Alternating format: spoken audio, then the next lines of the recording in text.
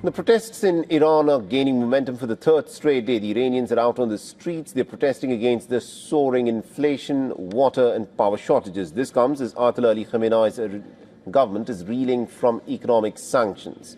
The students are joining these demonstrations, and according to local media reports, protests erupted at 7 key universities, including in Beheshti, in Qaji Nasir Sharif, Amir Kabir, the University of Science and Culture, the Iran University of Science and Technology, and Isfahan University of Technology. And amidst all of this chaos, a video has now gone viral on social media. The viral footage is being dubbed as Iran's Tiananmen Square moment.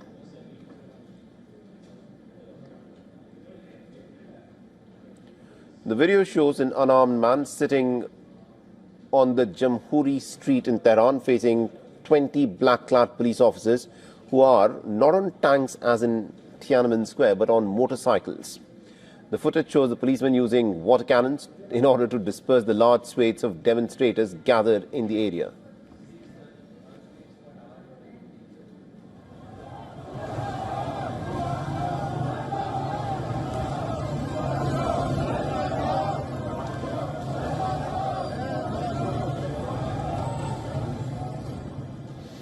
An eyewitness video caught the crowds marching through the streets in Iran in an alarming sign for the Iranian government. The protesters were heard chanting slogans calling for the return of Reza Pahlavi, the son of Iran's last king who was toppled in the 1979 Iranian Revolution.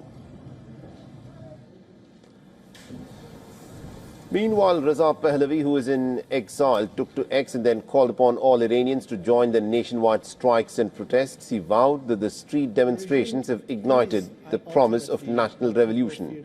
Reza Pahlavi also called upon the country's diaspora to intensify their activities and outreach and to convey the voice of the Iranian people to the world.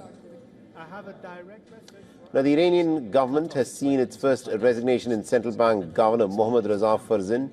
In a partial relief to businesses, the government has decided to drop the penalties for delay in paying taxes.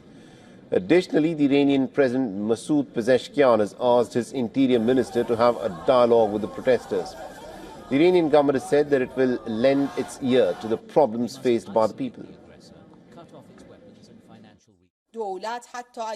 The government will listen patiently, even if there are harsh voices, because we believe that our people are patient enough, and when their voices are raised, the pressure that is being put on them is high. The government's job is to hear the voices and help them reach a common understanding to solve the problems that exist in society.